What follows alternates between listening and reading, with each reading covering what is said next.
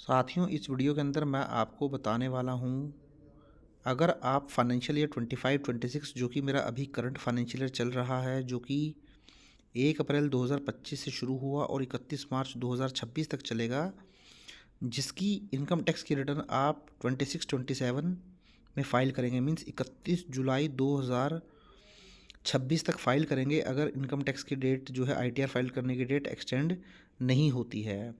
तो अब यहाँ पर अगर आपने कोई प्रॉपर्टी सेल की है इस फाइनेंशियल ईयर के अंदर, तो उस प्रॉपर्टी के ऊपर आपको कितना टैक्स पे करना पड़ेगा, क्या टैक्स का रेट रहेगा, क्या इनकम टैक्स के रूल रहेंगे, इस वीडियो के अंदर आपके साथ में डिस्कस करने वाला हूँ। तो चलिए डिटेल में अपनी वीडियो की तरफ बढ़ते हैं। तो देखिए, यहाँ सबसे पहले तो मैं आपको बताता चलूँ, आपके लिए होल्डिंग पीरियड का कंसेप्ट जानना बहुत ज़रूरी है। मीन्स जो कि डिसाइड करेगा कि आपकी जो वो प्रॉपर्टी है, कोई शॉप हो सकती है, कोई हाउस हो सकता है, इसके अलावा कोई लैंड हो सकती है, कोई बिल्डिंग हो सकती है, कि वो लॉन्ग टर्म कैपिटल एसेट मानी जाए या फिर शॉर्ट टर्म कैपिटल एसेट मानी जाए। तो देखिए, यहाँ पर आपको होल्डिंग पीरियड जो है वो कंसर्न करना पड़ेगा। आपने जो इमूवेबल प्रॉपर्टी है वो कितने टाइम तक होल्ड की है from the date of purchase.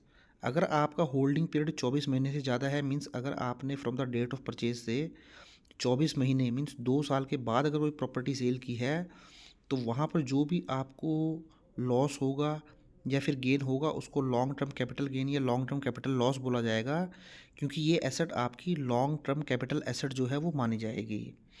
अब देखिए, इसी तरीके से अगर आपका होल्डिंग पीरियड उस प्रॉपर्टी का 24 महीने या 24 महीने से कम है।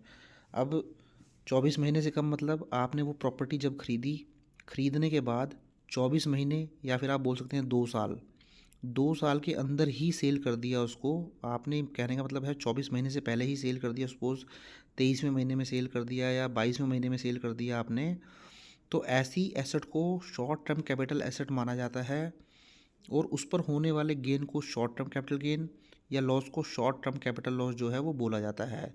तो सबसे पहले तो 24 महीने का होल्डिंग पीरियड का कंसेप्ट रहेगा, आपकी एसेट शॉर्ट टर्म मानी जाए या फिर लॉन्ग टर्म मानी जाए। अब हम देखते हैं कि टैक्स ट्रीटमेंट क्या रहने वाला है फाइनेंशियल ईयर 25-26 के लिए।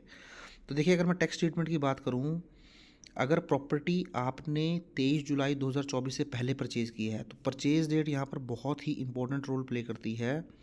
अगर आपकी प्रॉपर्टी की परचेज़ डेट 23 जुलाई 2024 से पहले की है, तो इस केस में आपके पास ऑप्शन अवेलेबल होगा। ऑप्शन अवेलेबल ये होगा कि आपने जब ये फाइनेंशियल ईयर 25-26 के अंदर प्रॉपर्टी सेल की, उसके ऊपर जो टैक्स लगेगा वो 20% लगेगा, बट आपको इंडेक्सेशन का बेनिफिट भी दिया जाएगा।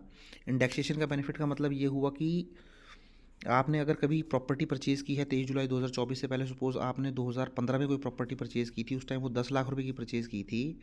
अब आप उसको 15 साल के बाद 2025-26 में सेल कर रहे हैं, तो 15 साल में महंगाई बहुत ज़्यादा बढ़ जाती है, तो उस केस में आपको उसका बेनिफिट दे दिया जाएगा इंडेक्स का। सपोज़ करें वहाँ पर 10 लाख की आपकी प्रॉपर्टी थी, उसकी परचेज़ प्राइस को बढ़ा दिया जाएगा। मीन्स उसकी परचेज़ प्राइस जो है वो 20 लाख भी हो सकती है, 25 लाख भी हो सकती है। वो जब हम इंडेक्स अप्लाई करते हैं तो वहाँ से एग्जैक्ट वैल्यू निकल के आती है। तो कहीं ना कहीं एक बेनिफिट आपको दे दिया जाता है इंडेक्सेशन का, जिससे आपकी जो गेन है वो कम हो जाता है और आपको कम टैक्स पे करना पड़ता है। तो इंडेक्सेशन का बेनिफिट के बाद आपको 20% टैक्स पे करना पड़ेगा उस लॉन्ग टर्म कैपिटल गेन के ऊपर, या फिर आप 12.5% भी टैक्स पे कर सकते हैं, बट वहाँ पर आप इंडेक्स का बेनिफिट नहीं लेंगे। जैसा कि मैंने बताया आपको, 2015 की आपकी प्रॉपर्टी परचेज थी, तो उस टाइम 10 लाख रुपए की परचेज़ की थी, तो उसको जो परचेज़ प्राइस मानी जाएगी, आपकी कॉस्ट मानी जाएगी, वो 10 लाख रुपए ही मानी जाएगी। बट जो टैक्स लगेगा वो 20% की जगह 12.5% लग जाएगा। तो इन दोनों में से जहाँ पर भी आपको बेनिफिट हो रहा होगा, मीन्स जहाँ पर भी आपका टैक्स कम बनेगा दोनों ऑप्शन में, वो वाला ऑप्शन जो है आप चूज़ कर सकते हैं। तो ये बेनिफिट आपको मिलेगा अगर आपकी प्रॉपर्टी 23 जुलाई 2024 से पहले की आपने परचेज़ की थी। वहीं अगर आपकी प्रॉपर्टी परचेज़ की गई है 23 जुलाई या 23 जुलाई के बाद, तो उस केस में फिर आपको देख सकते हैं आप इंडेक्सेशन का बेनिफिट आपको नहीं मिलेगा। अब यहाँ पे आपको स्ट्रेट फॉरवर्ड ही सारा 12.5% टैक्स पे करना पड़ जाएगा विदाउट इंडेक्स बेनिफिट। तो ये आपको ध्यान रख के चलना है। वहीं देखिए, और आगे हम समझते हैं। अब देखिए, अगर आपका होल्डिंग पीरियड 24 महीने से कम होता है, तो वहाँ पर आपका शॉर्ट टर्म कैपिटल गेन होता है। अब शॉर्ट टर्म कैपिटल गेन में देख सकते हैं आप, कोई भी तरीके का स्पेशल रेट आपके ऊपर एप्लीकेबल नहीं होता है। यहाँ पर जो भी टैक्स आपको पे करना पड़ता है वो इनकम टैक्स स्लैब के हिसाब से ही पे करना पड़ता है। तो अगर आप न्यू टैक्स रिजीम में जाते हैं तो 5% का स्लैब भी है, 10% का भी है, 15 का भी है, 20 का भी है, 25 का भी है, 30 का भी है।